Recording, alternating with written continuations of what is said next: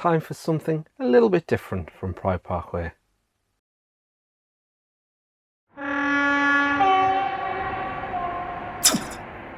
Hello and welcome to Pride Parkway. If you're new here, I'm Jeff and this is my N-gauge loft layout. Normally I'm filming updates on the progress on the layout, but I wanted to do something a little bit different in this video, just to mix things up a little bit and also to say thank you to all of my subscribers as well. Things have gone a little bit crazy over the last couple of months. When I hit 1,000 subscribers, I said I would do a little video, a little competition, and it didn't happen. Then we got to 1,500 subscribers and I started planning this video, and amazingly the channel's just gone over 1,650 subscribers. So a thank you to every single subscriber. So what we're going to be doing today, well, I'm going to do a quick layout tour first of all. Lots of new subscribers and I'm conscious that people tend to not go back and look at old videos, and I'm starting to get some questions of things that I've been covered in previous videos, so I thought we'll do a really quick 5 minutes around the layout, where we're up to, what's been done and what the future plans are for the layout. And then following that I am going to do a little running session and attach that to a competition. So you could be in with the chance of winning a £25 Scale Model Scenery Voucher. All you've got to do is watch the running clips at the end and answer a quick question. But before all of that, let's jump into the layout tour. If it is your first time here, hit that subscribe button. Please do like, comment, share the video, and let's get the camera off the tripod and take a look at the layout. So let's start our layout tour here in the town of Pride. Now, one thing to point out with this layout, it's a really simple layout. It's a big layout. It's in a loft and the loft is 5 meters and making the layout 4.8 meters, and I think the loft's about 3 meters wide, the usable area of it. And the reason the baseboards are 4.8 and not 5 is because that's the length the sheet of plyboard came in, so it's nothing more sinister or complicated than that. And the layout is basically 4 loops of track, and if we look here in the station you can see 1, 2, 3, 4 lines. All I wanted was a really simple layout where I could have trains running around, not having to worry about derailments and all that kind of thing. So good track work, 4 loops, and something that I could have full length HSTs running around, because HSTs are what I love. I am going to start this tour over in the most complete part of the layout over there and then work my way around the loft. Okay, so this here is my industrial / TMD part of the layout. Now this is the most complete part of the layout at the moment, and I'm really pleased with how this part of the layout looks. There is still work to be done. I don't believe layouts are ever done. You're always tweaking and changing things, but what you have here is the 2 high-speed lines which are electrified, and 2 lines here which are not electrified. And the inspiration for this little area is when you come out of York Station and you kind of got tracks going off in different directions. You go past the National Railway Museum, there's the Transpennine Depot, and there's all kinds of things happening. So that was kind of the loose inspiration for this part of the layout. So I've got the TMD here in the front, and then at the back I have an area which is used for service and DMUs, although it has got a network rail train parked in it at the moment. And then up the back there we've just got some ultra low relief buildings. Most of them are from Scale Model Scenery, and a couple of scale scenes in there as well actually. And then as we make our way around to where the bridges are, now let me just bring this around, sorry, tunnels, we've got a scene break here. And beneath this we've got some retail units, some 90s favourites in there. We've got a bit of Netto, a bit of Blockbusters, JJB Sports, Safeway, and that's just to work as a scenic break. And then we've got the 2 tunnels which basically go through, and that takes us through to the scenic break into the countryside on that side of the layout. So I'm not going to go that way, I'm going to go to the right. So we make our way around. And apologies if some of this camera work's a little dodgy, but it's just to give you an idea of what the area looks like. There is still work to be done. I've got a pump house still to put in at the back area. I need to sort out the light bleed still on that back engine shed. You can see it radiating underneath. Still got that to do. And then you make your way around into the town area and also the station area. So as we leave the TMD area over there, and the trains sweep round, and we've got the town back scene, mainly Metcalfe buildings back there with Scale Scenes roads, and then we come into the station. Now I've got parked in the station at the moment. I have an 8-car HST and GNER livery. I've got two 221s in the original Virgin Cross Country livery. They're back to back. And then I've got a 67 at the back with the new Revolution car carriers, and also a 121 bubble car as well. So you can get an idea of just how big these platforms are. And if I move the camera ever so slightly, just up here, you can hopefully see that I can fit a full length HST into one of these platforms. 8 coaches and the 2 power cars, and they fit into the station perfectly. At the back we've got retaining walls, again another little view there of the town scene. Now I stopped work on the station because I was getting really frustrated with it. My original plan was to finish over there with the TMD, an industrial area, and come round and finish the town up until this point here, right where the camera is. But I stopped, and the reason I stopped for was, first up, the station build. So I'm sure many of you have seen this station building before. It is from Scale Scenes, and it's got 2 extra bits on the side which are also from Scale Scenes. Built this, detailed all of the interior, was really impressed with it, and then I sprayed it with matte varnish and it frosted, and I'm now not so impressed with it. There's also just something about it I'm just not sure about it, to be honest with you. But that's that. I also built the Scale Scenes large canopy. However, the large canopy is so big that you can't actually see anything that's going on in the station. I spent hours building it, and I just wasn't happy with it.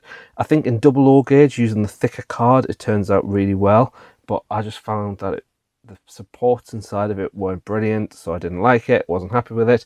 I then went out and spent a small fortune on a canopy from Scenic, built that, and I'm not very happy with that neither. It bores out in the middle, it's not very strong, it's not really the right dimensions to connect up to this building. So I parked this area, I stopped, I'm happy with the platforms. Obviously there's tons of detailing to go onto the platforms, but I'm not happy with the building and I'm not happy with the canopy. So at some point, probably early in the new year, I'm going to be scratch building or kit bashing a station building and the canopy from the bits I've got, the bits I've bought, and potentially something else that I've got my eyes on as well. But that'll be a future project, and that will get the station area complete. It's going to be quite a big project. It's probably going to cost me a little bit of money as well, so that's one of the reasons why that's not happening just yet.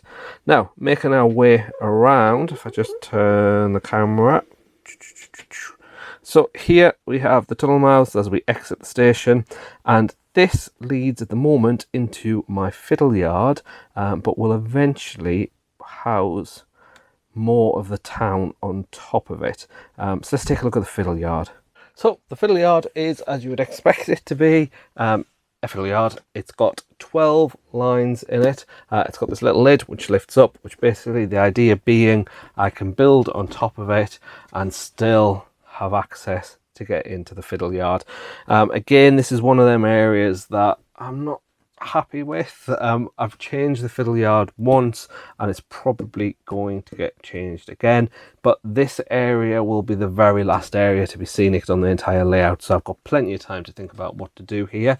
If I lift that up, I do have some chain there that I just used to hook the lid up out of my way, and you can see in here that basically these 2 lines go through, this other 2 lines go through further back, and then we have the storage. The biggest thing for me was that I wanted to have storage in there that was big enough to hold entire HSTs, which I have got space to do that in there. And by the way, track is code 55.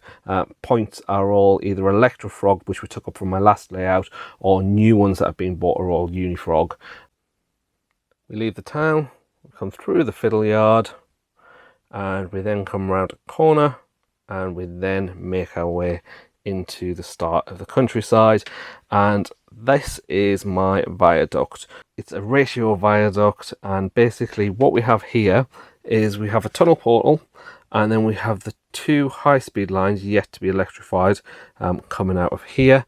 And then if I just show you over the back and down there, you can see we've got two other lines, and they're the slow lines, and they're on Woodland Scenic's risers, and they kind of make their way up hidden just at the back there. Hopefully that makes sense. So this area will be an area that I'll be working on soon. It's going to be pretty much green. So we have got a little path that's going to be coming down here, so we can put a little bit of scenic detail in. Lots of trees, a river running through here, and then again lots of trees coming up here. And then my plan above it as you head into town is to have a housing development, a new housing development up there. Making our way further around, hey, we go green and we get into some scenics. So at the front there we have the two lines coming off the viaduct, and at the back raised up we have the other two country branch lines coming out of a tunnel portal and making their way around. Now this is the side where my latest video I was doing some scenic work, and hopefully you get an idea of just how this is all starting to come together. Now at this back area here, clearly that is going to be a farm. There's a whole load of work to be done. That is just still bare brown baseboard. I've only detailed around the tracks so far. And then in front of the tracks here, this is going to be a campsite. The campsite in real world is probably too close to the railway, but that's what I want to put, is a campsite, and that's what's going to go there. And I think that campsite will then lead nicely down to a walkway which brings you round here to the river area, and the camera around a little bit further so you can get an idea of what is then going on and happening. Okay, so as we continue to go around, we have a road which goes over a level crossing, which then goes under a bridge, and the level crossing does work. So we have the level crossing there, and then we move into this area here, which is going to be my country station, and this giant hole here, which is actually my loft hatch. Okay, so here is the area that is my loft hatch, nice and easy for me to get up into at the moment. Plans long term is there will be another piece of baseboard put in here. It will be hinged so that I can lift it up to get in and out, which is why this area here has been kept pretty plain, because obviously anything that's on this board will need to fold over towards that. And my plans for this area is that it will eventually house a disused coal mine, a rundown. Obviously I'm modelling the northeast. I think that'll be quite nice. I had a coal mine on my last layout, so I've got quite a lot of bits and pieces that I can use to create that area. And you can see just here is the disused line, which is now overgrown, and this will come into the mine. It's not a massive area, but I think it's big enough that I can get away with creating something. Obviously keep in mind that this is N-gauge. So next to where the mine's going to be, over at the back, this is where my second station is going to be, and this is going to be my country station. Now this is the subject of my next video. This is the area that I'm working on next. Now this has a dual purpose, this station. This might not happen in real world, but this is my world. Anything can happen. So this is a country station that is still used. It still has trains going through it, and in addition to that, on weekends it's used as a heritage station with steam trains running as well. I'm not a massive steam fan, but I wanted a little nod to it because as a kid, every summer we went on holiday to Scarborough, and every time when we were in Scarborough, we'd go to the North Yorkshire Movers Railway. So lots of great memories. That's why I wanted to include a little bit of steam, and I will just be running all the stereotypical things like the Flying Scotsman and Mallard and that kind of thing. I'm not a serious steam person. I like my diesels and I like a bit of electric, but that's going to be in there. Now this is off my old layout. This is obviously Metcalfe platforms and Metcalfe buildings with chimney pots all over the place, but this is what I'm working on next. We have the signal box here as well, and then we continue to sweep around. Okay, so what you can see here is two different scenes. So the first area that I'm going to be working on, as I just mentioned, is this station, which will stop there. From there down to where we have the engine shed, which is, if I can get my hand on camera, just there. That will be the yard. It's going to have a turntable in it, and that's where I will store a couple of rakes of steam coaches, and also my steam locos over there as well, and we'll try and make that look nice. But that's a future project. The sidings are wired in at the moment, but the turntable isn't, and the tracks going in the engine shed, they're not wired in neither.